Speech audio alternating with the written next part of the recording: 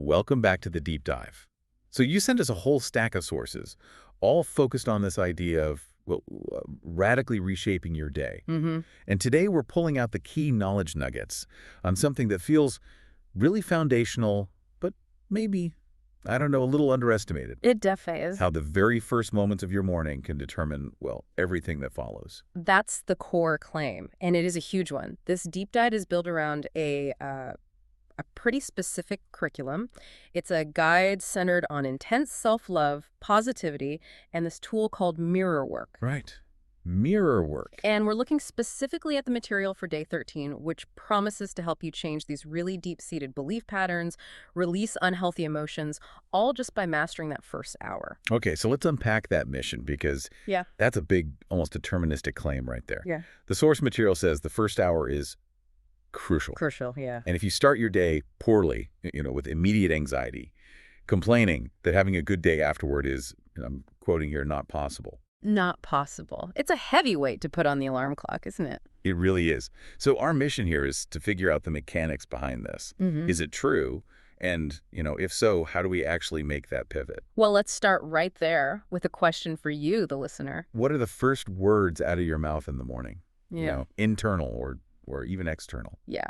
Are you complaining about the light, the cold, that massive to-do list? The source material contrasts that sort of automatic negative reaction with something much more intentional, more conscious. And what's fascinating is the immediate connection the source draws between those first thoughts and what happens the rest of the day. It's not just be positive. No, not at all. Yeah. It's identifying that first moment as setting the emotional filter for the entire day. Your subconscious mind is, apparently super receptive first thing in the morning. Right. So if the very first input is, ugh, this day is going to be terrible, or you slam the car door and, as the source says, you growl about traffic. You've just programmed your brain to look for evidence that you're right. Exactly. You've tasked it with confirming your own negative assessment. That makes a lot of sense. Mm-hmm. And it's not just about that one moment of waking up. The source points to several transition points during the day where you're supposed to insert these affirmations. Mm-hmm. Like when you first look in the bathroom mirror or in the shower, getting dressed. It's about substituting that automatic, self-criticism or negativity with a conscious, deliberate action at every single one of those pivot points. And the most powerful one mentioned is leaving the house, which I think so many of us can relate to. Absolutely. Instead of just defaulting to that road rage or dreading work, the idea is to bless the journey, bless the traffic. Bless the traffic. Yeah, bless the traffic, bless the work. It's this exercise in letting go of control over what's external. And taking control of your internal reaction. Precisely. That shift from reacting to creating your morning, that's the whole foundation of day 13. So let's get really specific. The author of the source material details their own routine, and I have to be honest, it sounds like a real luxury. It does sound idyllic, yeah. The moment of waking up, it involves snuggling deeper into the bed and thanking the bed for a good night's sleep. Right. So that intentional gratitude starts before you even really move, and the internal affirmations are immediate. This is a good day. This is going to be a really good day. And then, crucially, after using the bathroom, the author takes a moment to thank their body for working well. Wow. Which just grounds the whole day in appreciating something we totally take for granted. It's micro-gratitude. And then there's this physical part. They talk about using an exercise bar in the bathroom doorway. Very specific. Very specific. Holding the bar, bringing your knees to your chest 3 times, and then just hanging by your arms. The author says it's for flexibility and health, but what's the rationale there? Why that blend of mental and physical discipline so early? Well, the physical action has a grounding effect. You've gone from a sleep state to this intentional mental state, and now you're bringing the body into it in a way that generates flexibility, not stress. So the body is telling the mind. The body's telling the mind, hey, we are functioning, we're strong, we're ready. It's an immediate positive somatic feedback loop. It stops the mind from racing ahead into all the day's anxieties. Okay, but then comes the biggest challenge, I think, for our listeners, this idea of dedicated leisure time. The author gives themselves 2 full hours before facing the day. 2 hours. Yeah, that's the part that always gets people. For a busy parent, an essential worker, anyone with a commute, 2 hours feels like a complete fantasy. How does the source deal with that reality? And that is a crucial point. We have to frame the author's routine as the ideal. It's what's possible.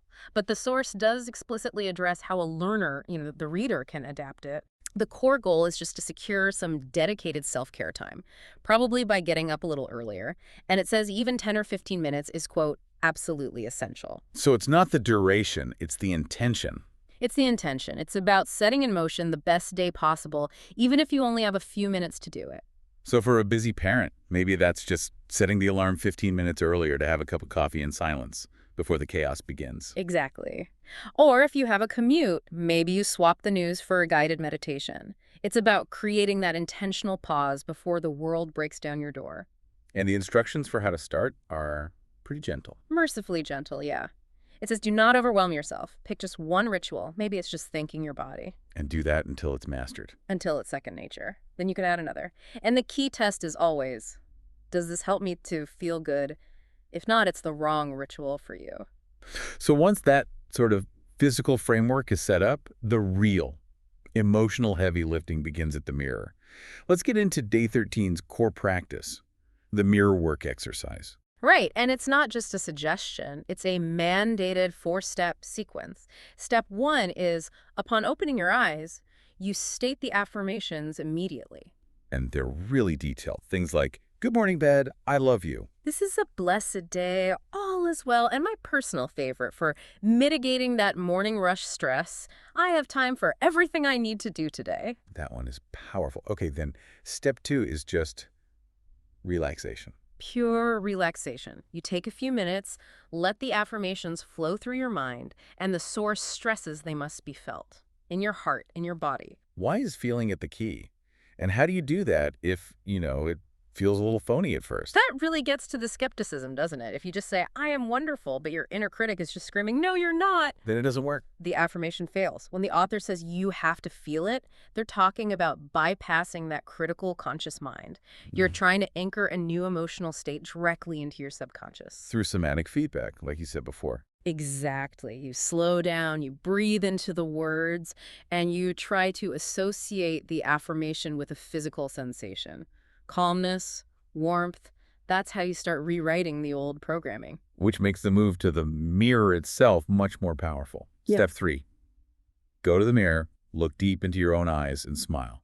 Smile at the beautiful, happy, relaxed person looking back at you. And that leads to step 4, the direct verbal affirmations to your own reflection. Good morning, name.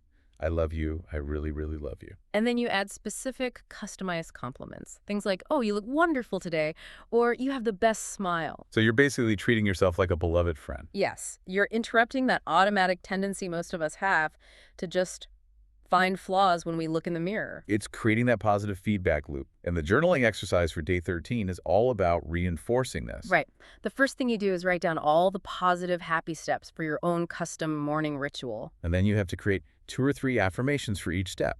And it gets really specific. It says to write affirmations for getting dressed, for making breakfast, for driving to work. It makes the whole ritual concrete and portable so you don't lose that focus when you leave the bathroom. Okay, let's address the elephant in the room here.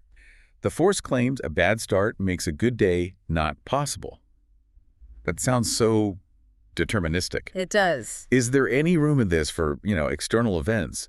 What if a real emergency happens 10 minutes after I finish my perfect ritual? That is a fair challenge. And the source's intention, I think, isn't to deny that reality exists. It's about managing your internal reaction. So you're more resilient. Exactly. The person who has spent 15 minutes grounding themselves in gratitude is just far more likely to approach that chaos from a place of resourceful calm, not immediate panic.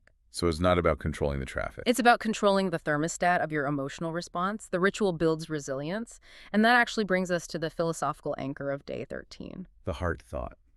I open new doors to life. I really like how this metaphor connects those small morning actions to this grander vision for your life. It feels like the reward for doing the work. It absolutely connects the micro action to the macro outcome. You're told to visualize yourself standing in the corridor of life. And the imagery is really potent. The doors behind you are closed. They're sealed off. They represent things you no longer do or say or think. Habits, past experiences, all the things you're actively choosing to release. And then ahead of you is this incredible, unending corridor of new doors.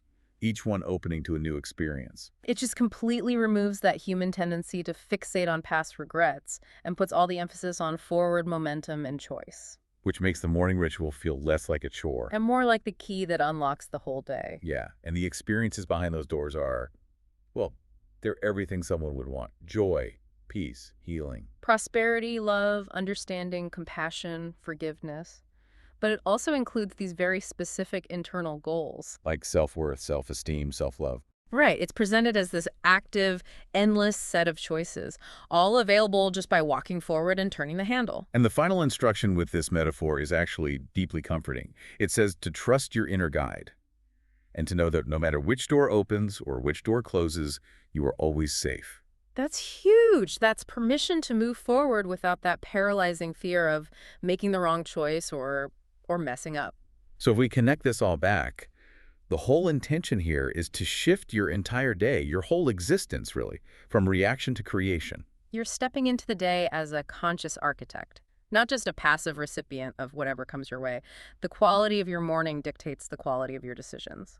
And to wrap this all up, the source materials include this huge list of positive affirmations. Right. And they aren't just for self-love. No, they are specifically for attracting other people's love and romance. And you're told to practice them with joy, knowing they'll become true. And these are bold. I choose to see clearly with eyes of love. I draw love and romance into my life, and I accept it now. And the really clear one, I am in a joyous, intimate relationship with someone who truly loves me. The material is really setting the stage for massive, joyful change by changing your internal operating system first. So if that small 15-minute morning ritual really is the key that sets the emotional thermostat for the entire day, Yeah. what level of change might you experience if you consistently started every single day, not just by thanking your bed, but by looking in the mirror and affirming, I am beautiful and everybody loves me? Or, I am greeted by love wherever I go. Yeah. I mean, that really raises the most important question of all, doesn't it?